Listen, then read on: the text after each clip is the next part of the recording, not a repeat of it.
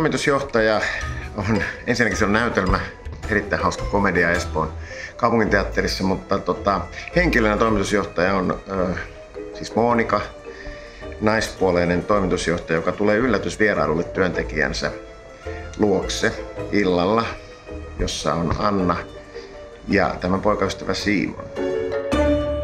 Tämä kannattaa ehdottomasti tulla katsoa. Tämä on hauskasti kirjoitettu komedia, hyvin näytelty ja hieman toisenlaista kulmasta katsotaan tätä asiaa kuin ehkä odottaisi.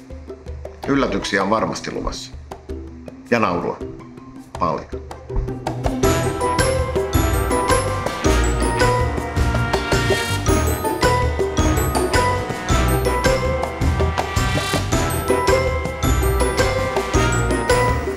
Ja onhan tässä koko ajan se herkku, pitää muistaa mikä on olemassa, mikä on meille tietysti jo itsestään selvää, kun yleisö ei tiedä mitä tässä tapahtuu.